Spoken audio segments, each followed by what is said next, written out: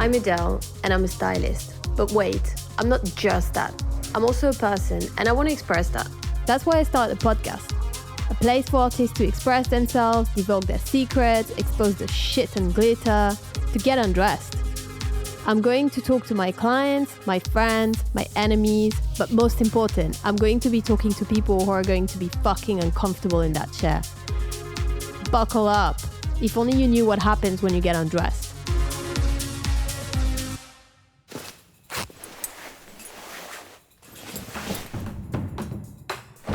Get undressed.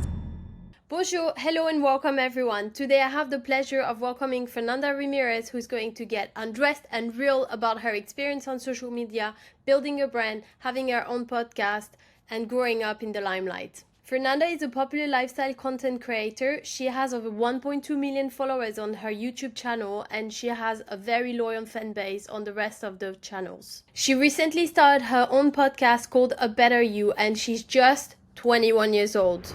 Hi, Fernanda. Hello. Welcome to Get Undressed. Hello. I'm so excited to be on here. Talk about all things fashion and all the above. I know. I'm so excited to welcome you, and I've followed your career, and it's so interesting to see how you developed in literally a 360 boss bitch. Literally. Thank you. Thank you. So, should we start with the beginning? Why are we wearing robes? Today we're being honest. We're being authentic. We are getting undressed. Not actually, but you know, in theory, we're being ourselves. In emotions. Exactly, in emotions. I love it. I'm so actually much more comfortable now. So now that my robe is on, I feel ready to talk. Yeah. I love it. So my first question, obviously, is about the first two videos that you did, who went massively viral and completely transformed your career and your life, I guess. Yeah. Can you talk to me about the first one? Yeah, so my first video was my prom get ready with me experience vlog, and it was actually kind of funny because when I vlogged it, I didn't even have a YouTube channel at the time. But I had a vlog camera, so I would bring it everywhere with me in hopes that when I would start my YouTube channel, I would be able to post these videos. So I remember I would like vlog a lot of like parties in high school and just like random things. And I think it was almost even an ongoing joke, like Fernanda brings a camera and is not posting a YouTube video. I don't know what the point was there, but I think in my head, it was like, it's gonna happen, just waiting for the right timing. And I think after I graduated was the perfect time that I like posted my video, and from that point forward, I fell in love with it. That's amazing. And did you think that this video was going to go so viral? No, I didn't. And in fact, it actually didn't even go like viral right away. Like, I think it took maybe like 6 months before my videos actually started picking up a lot of views. But at that time when I posted it, I got good feedback. Like I didn't have any hate comments. It was all my friends being like, this is a really good video. Like, I really think you should do more of this. And I think all of that just inspired me. It just felt like this is now what I have to do. So.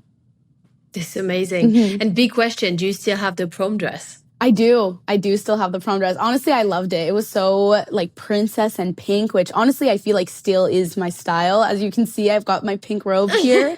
I love a little feminine look. It's perfect. So, exactly. I know, I'm glad that I didn't pick something that like I look in the future and I'm just like, why did I get that? So I'm happy with my choice. I feel like sometimes, you know, when you're younger, you have like those fashion crazy moments and then you look back at it and you're like, wait, what? What was that? But at the time, you thought it was.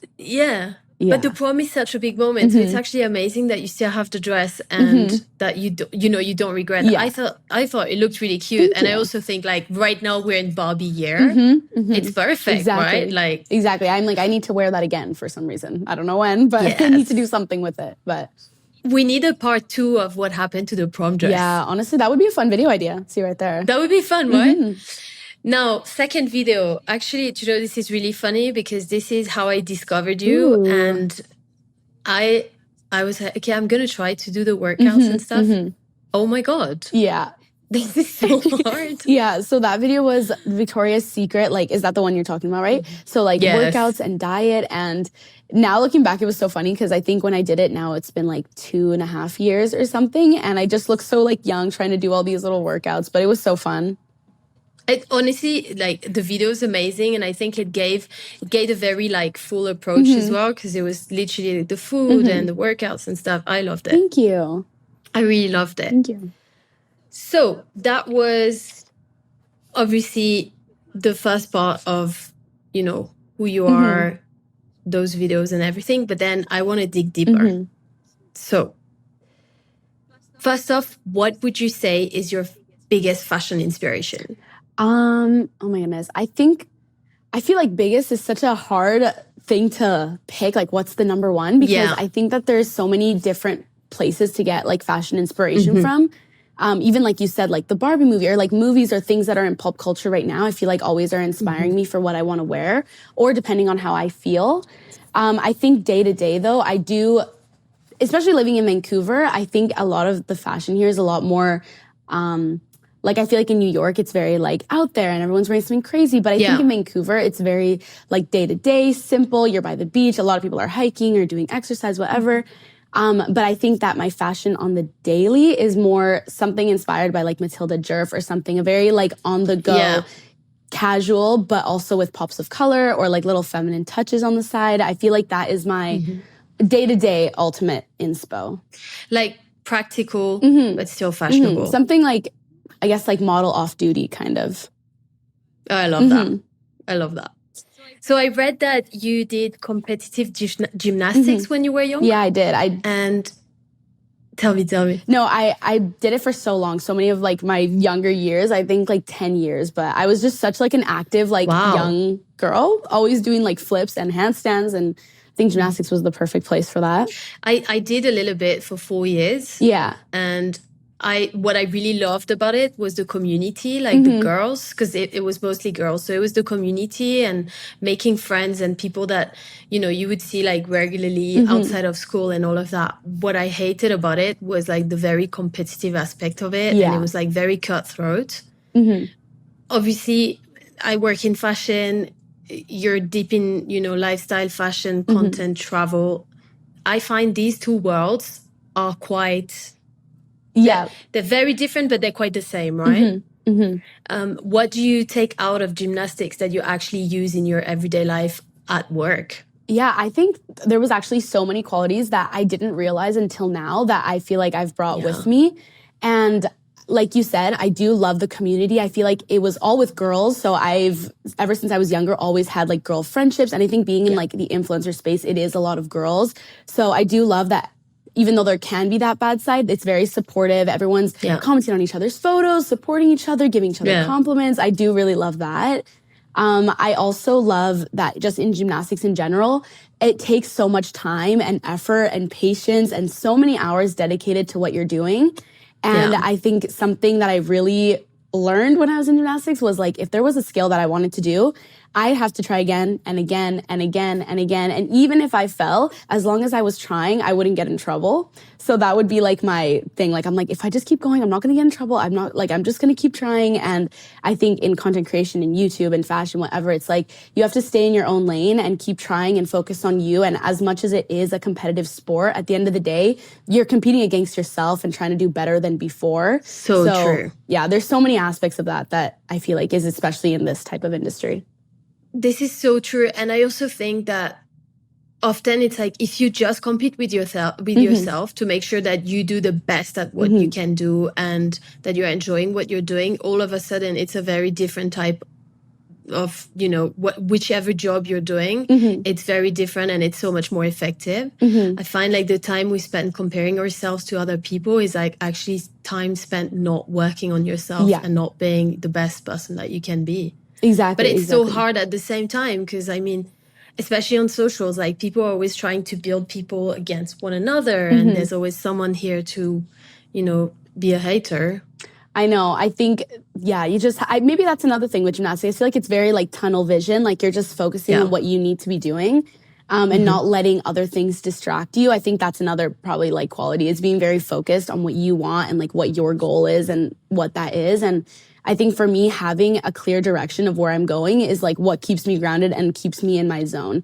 And I think a lot of times with comparing, you think you want to do something that someone else has, maybe because they're getting followers or they have opportunities, but then you have to like reel it back in and be like, is this what I want? And then have that clear vision of what you want and what that is, because it may be completely different than someone else and the same things won't work. So yeah, that's so true. So true. So talking about, you know, brand, career and everything, you obviously became a massive brand, like super successful, but also you're very 360. So that's what we were talking about just before. I find like your lifestyle content, basically every content that you create is very 360 and is very relatable. Thank you. When did you realize that you were creating a brand? Yeah. You know, like, no, yeah, when I started this, I guess it was definitely just like a hobby for me. And I didn't realize that it was going to be a brand or that I could turn it into that. But I think I personally like so many things. And I know that a lot of content creators or people that are trying to help you with strategy are always saying that you need to niche down or have like one specific thing that you like and like only focus on that. But I think if you can be good at many things or learn many things, it just adds to yourself. It makes you more interesting. You can teach more things. And I think that's what I've like tried to carry on throughout my career here, is just like trying to incorporate everything that I can. And at the end of the day, you are the brand. So if you have people that like you for you, they'll follow you wherever you go and whatever path you're in. And so, yeah, I guess especially with YouTube, it's very personal. You're showing your day-to-day life. And so that involves your outfit, that involves maybe you working out, what you're eating, who you're hanging out with, what you're doing. And so everything is just, you know, I feel like I find little ways to make everything kind of suit me or like personal to me, and not even only personal style in what you're wearing, but personal style in the way you do things or how you do things. I think also just helps like structure your brand. Yeah, 100%. And do you have moments in your everyday life where you're like not recording and you're just, you know, because obviously it's a lot and you do a lot of content as well. So I imagine that the video that we see that lasts 15 minutes doesn't, we all know that by now, it doesn't take 15 minutes to do it. So how do you translate that like public persona and like private life? I feel like I'm the same online that I am in person. And I think one thing that I love doing is a lot of the time I spend, like, if I'm not doing social media stuff and I'm not like on my phone or editing, whatever, like I think I'm always with my friends. And something that I love to do, and I think other people like seeing as well, is like when I bring my camera with me, but I'm not necessarily putting all my attention on the camera. I just set it down and it's watching my life. And I think everything's just more candid. I don't have to put less effort in, and it's so natural. And also those are the type of videos that I like, even looking back on when I'm older, and then I can look back and be like, that was so wholesome. It was so like just personal the way it was. And I think that way I can like show what I'm doing offline, but still have it recorded kind of. Yes. But I do think when I'm not like recording, I'm putting in the effort daily to like be happy and stay happy so that I can give all that energy back out. As well as just when I'm offline, I'm like editing all my content. So it's like, yeah. I feel like I feel like a lot of people have like that struggle with like differentiating their real life and like their online persona. 100%. But yeah, I think I also really like it. So I don't mind it being a little bit unbalanced, where I put a lot of effort into that, because at the end of the day, that's what makes me happy. So I think when I'm off of it or trying to be offline more, I'm just like longing to do it again. So. I love this. Yeah. I love this. Yeah, I do have this as well, because obviously I'm a mom, I have my business, and it's funny because sometimes like people will come up to me and they're like, oh, I saw you on like this TV with like that artist, or I saw you on socials, blah, blah. But then I look at your social media and now I'm seeing you and you're like at the playground and you have no makeup and you're wearing a tracksuit. Like, are you really a stylist? Like, yeah, exactly. But I think that's the best part, because then you can show like, I mean, you're just a human. You have like so many different sides to yourself. And I think it's like always just reminding yourself that like you can be two things at the same time. You can be a mom and you can also be a stylist, and if anything, that just makes you more exciting and special, and there's like more to you. So I think everyone is also being more like authentic and showing all sides of themselves online. I feel like, especially since lockdown, socials have been a little bit more authentic, actually. Yeah. Like, I mean, there is tons of filters and all of that, but I feel like people have tried to come back more to the real side of it and share a little bit more of their, like, you know, deep, raw and unfiltered personality, which I think is really interesting. Yeah. But obviously that brings us to filters. How do you deal with all of that? I mean, I think you have to be very careful, especially knowing if you have an audience, like what age the audience is, or like just being cautious of what you're putting out there. I mean, I like using like filters, like coloring, like making your photo look like beautiful and exciting. And I think sometimes it is fun to make a photo look aesthetically pleasing. But I think it just depends what it is that you're showing. I think if you're trying to go for like a photo that's very aesthetically pleasing, that's when you're probably going to be doing that more. But I think like me on like YouTube, for example, that's where it's like authentic, open. You can see there, it's on video. Like there's no changing that. And I think even like, I don't know, I think a lot of times we'll put filters on because we want to look better. We want to like whatever. But I think even on video, if you have like a good personality, like you're beautiful inside and out, those comments mean more anyways. Like they don't want to see this perfect curated thing. They see what you look like and they see how you're acting, how you're talking. And like, I think that's what makes it beautiful in general. Like that's the whole, so it makes it beautiful. So it's very true. Obviously, right now I'm in Mexico because I'm recording the Latin American season of this Get Undressed podcast. Yeah. And I know you're originally, well, your family is originally from Mexico. Yeah. Do you have like some, you know, so I'm French, I live in the UK, but I have some like deep culture things that I carry with me. Like I have, like, for example, for me, like the red lipstick or the eyeliner or some sort of food and stuff like that. Do you have that? Obviously you're in Canada, but you know. I mean, now I think especially ever since I moved out from my like home and now I live alone, there were so many things that I think I grew up with at my house that I didn't realize were like, you know, part of my culture, like just maybe like waking up and I would hear Mexican music just like blasting throughout my house. And like, that was something that I guess I took for granted because I just thought it would always be there. And then I came back to my house, like living alone now. And I'm like, wait a second, I kind of miss all these things. So now I feel like I'm like realizing all these things and I'm like, I love Spanish music. I love, you know, some people I know are like homebodies, like to be comfy. I love going out. I love dancing. And I'm like, you know what? I'm just going to embrace it. This is my Mexican side. I love to go out, love to dance, Spanish music. I love all things spicy. I think in my videos, I'm always showing like me making anything and it's red on top because it's just so spicy. Yeah, we love that. I love wearing my hair like natural. I think also that is very like, I feel very in touch with my roots sometimes because my hair is like curly and I think I went through a phase of just like straightening it like all throughout middle school and high school. And now I've gotten into more like just embracing those natural like features. But yeah, I think like just on the daily, I'm like noticing more things that I'm like, this reminds me of like when I was younger. And I think especially moving forward, I'm like, I want to go to more like Latin countries or even back to Mexico more and just explore it myself without it being like just carried along by my parents when I was younger. So I think that'll be fun. It's so different when you were the parents and then when you go back older, you're like, oh. Yeah, I'm like, wait a second, this is like really fun. Like before I would just be like dragged along and like, I don't want to go to this like family thing. And I'm like, hey, now I should like, I want to do all these things. So yeah, I'm the same. Before I was like, no, this is so bad. And now I'm like, can we go? Yeah, I think it's like almost even what makes you more special. And I think maybe when you're like even caught online, like you want to blend in and whatever, but like all those unique like features and how you grew up is really what makes you stand out. 100%. So how's it been growing up in front of the camera? Ooh, I personally love it. I mean, I couldn't imagine the influencers or YouTubers that have started when they were like 10 years old, because that would be a completely different, I don't know, situation. And I'm glad that I started a little bit older because I think I'm like more mature now. I like know what I want or like what I'm trying to put out there. Whereas if I was younger, I think, you know, you could say things that you don't even understand or that you don't know. Maybe you're showing things that you like, you know, it's just different. But I definitely think now it's so nice seeing how you like grow and all those changes because you don't see them every day. But then looking back, you're like, oh my God, I was a different person before. But I think it's really cute. And I love having like a little community that's like watching you grow up.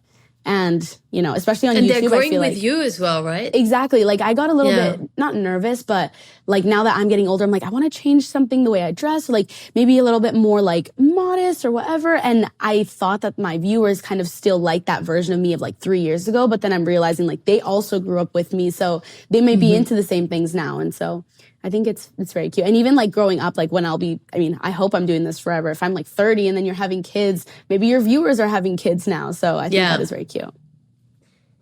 So you've launched a podcast. I did. It's been like 6 months now. Yeah, how's been the experience? It's a different world. Yeah, no, it definitely is. I started in like March, and again, I had been wanting to do a podcast for so long, but then it was like that month that I'm like, it needs to happen now. Like I'm giving myself a deadline, because if I don't have it like a deadline, I'm just going to keep putting it off and putting it off. And I got all the equipment, I started doing it, and then I realized that I talk way too fast. I'm like not like I'm saying and like in every sentence, and it was definitely an adjustment trying to learn how to like speak calmly and like really articulate what you want to say. But I think that there's been like so many learning benefits. I feel like my speech is better now. I can like express myself a lot better. And I also, a lot of my episodes, I think I like do research beforehand. So I've like learned a lot through the process. So yeah, and I think it's really fulfilling. Like people really get to know you in like 40 minutes and all your episodes. So, having all their messages and be like, this really helped me, or this really like came at the right timing. It's just really rewarding, and it makes me inspired to keep going. And it's also, it's kind of like a way to get to know yourself. Because at the end of the day, it's funny because you're used to being in front of a camera for social media and YouTube and everything, but there's something about being in front of the mic and just like sharing through the mic, which is so different. Yeah, exactly. I know. I'll be like, so weird. I'll just be talking, and then I'll be like, wait, I didn't even know that I thought that. It's kind of like journaling out loud, which I kind of love that. Yes. So, it's so true. Like it's journaling out loud. I love that.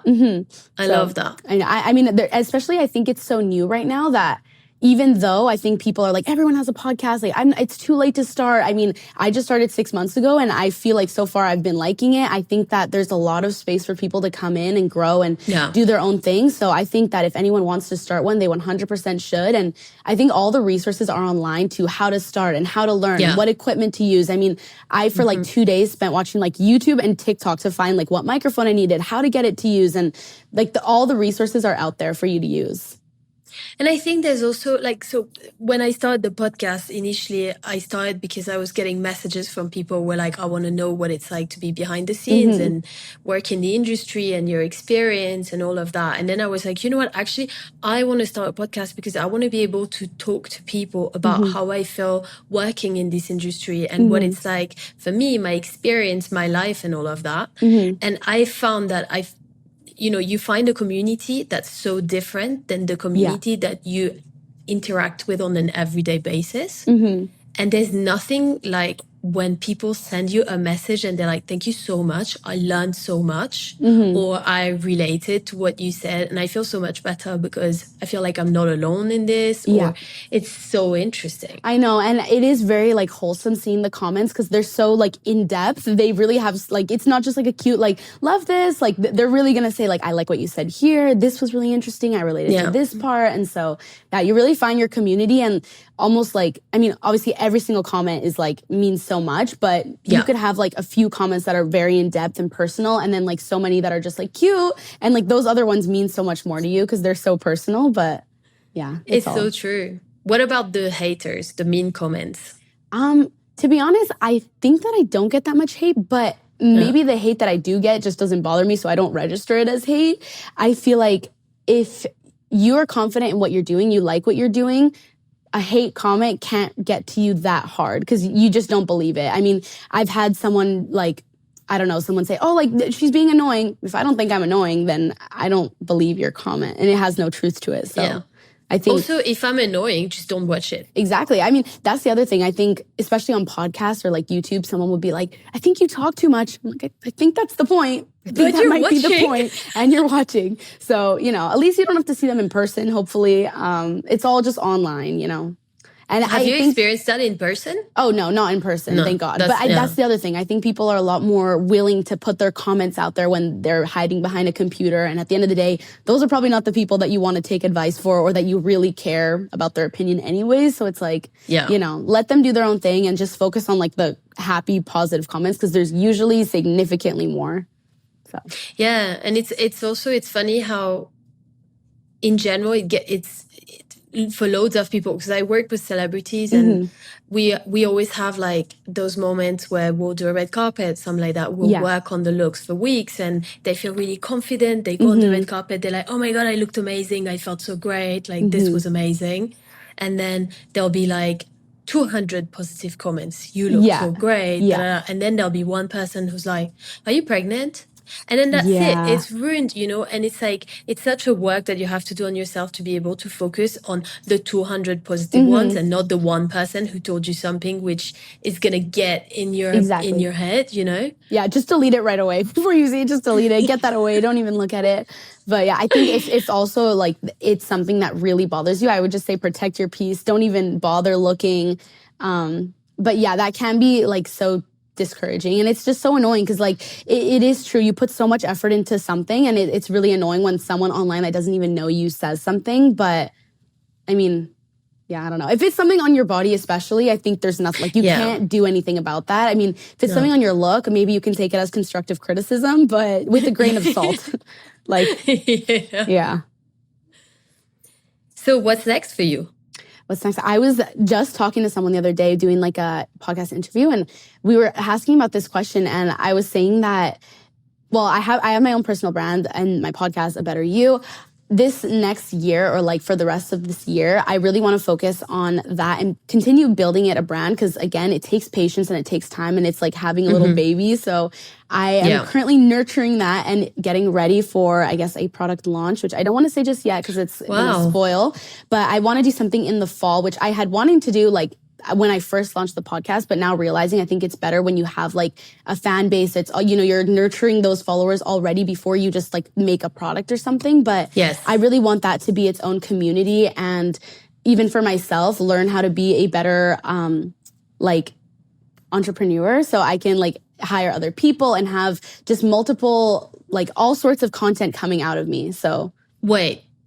Do you do everything yourself right now? I do everything myself. Well, I mean, I have like management for like sponsors and stuff, but in terms of like podcasts, producing, editing, filming, like I do everything on my own. Girl. Yeah. Oh my God. Yeah. So, I mean, I love doing it, which is why I can't give it up. But for me to take on more, I need to like learn to delegate tasks and to just trust other people to do it. So I think like that's what I'm like trying to do right now and find the right person that fits for me so that I can move forward and like do more things and like add on more to my plate. But I think especially in this industry, there's so much you can do. And like, if you want to really make the most of it, like there's so many avenues to try. And if you're open-minded, like, you know, just accept things coming your way and see what works for you and what doesn't. So yeah, I just want to really work on my personal brand and keep it growing because this is something that I want to do for like my life. So I'm like, I need to like, you know, set it up. And again, like gymnastics, like it's all like little things every single day add up to the big picture. So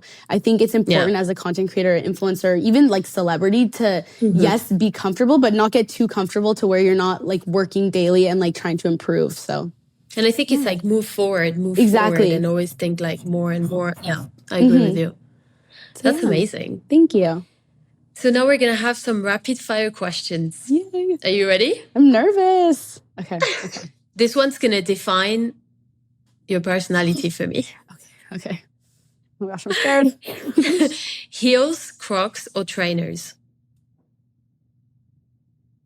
I'm going to say heels. I was like, please don't say Crocs. No, I am not saying Crocs. No, I'm not saying Crocs. You know, sometimes beauty has to hurt a little bit. I mean, I know comfort is key, but I will be in pain for a cute little heel. What's your guilty pleasure? Ooh, my guilty pleasure, probably reality TV. I like selling sunsets. Yes. I know, or like the Kardashians. Like that is guilty pleasure because why am I choosing to watch my free time on like reality TV shows? I don't know, but I'm the same. I'm like, oh, I love it. I know, I love a mindless little like activity. So yeah. sometimes it feels good as well. Mhm. And I guess that's what why they created that, Yeah, reality exactly. TV is just so you can A feel-good show. escape You're a just- little bit. Yeah. What's the best part of being 21 and the worst part? Ooh. Oh my gosh. The best part, I think traveling is so fun now because there's no restrictions. You can do whatever you want. You can go wherever you want and you have so much freedom while still feeling like you're one of the youngest people out. That's what I can say. Yes. And I guess the negative side is seeing all your friends grow up and not being able to see them every single day or live beside them or have so much freedom like you do when you're a teenager or younger. I mean, I love seeing everyone grow up, but it's so sad. It's like everyone's just having their big girl jobs now. This is not okay. But yeah, that's the downside for me. What's your favorite clothing item? Ooh, clothing item. Or accessories, that you own. Okay. Oh, just one. I was gonna say I love bags. I love little purses. I love having 15 bags that are so cute and just changing them throughout your outfits. And I think it's especially cute if you have a little again model off duty, but then you have a pop of a color of a really unique bag that's thrifted. Yeah, and I think it's funny, but for me coats, shoes, and bags make a look. Oh, 100%. And then there's endless combinations you can do too, so. Yeah. And then last one, Instagram, YouTube, or TikTok? YouTube, 100%. Yes, I love how you didn't hesitate. You were like, YouTube. If I didn't have YouTube, we wouldn't be here. We'd be so sad. So YouTube is my number one. Fernanda, thank you so much for coming today on Get Undressed. Thank you. It really was a pleasure to chat to you. And I have to say, I'm really, really impressed. Thank you so much. I'm trying to be to not say I'm really fucking impressed because I always swear. No, it's okay.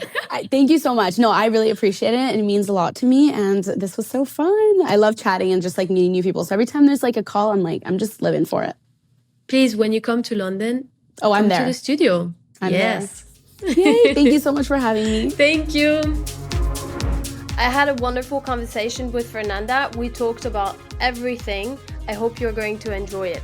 Thank you so much for listening. If you enjoyed, please subscribe and leave us a review. If you want to stay up to date with Get Undressed and see some additional exclusive content, you can follow me on Instagram @AdeleKenny. Bye. Au revoir.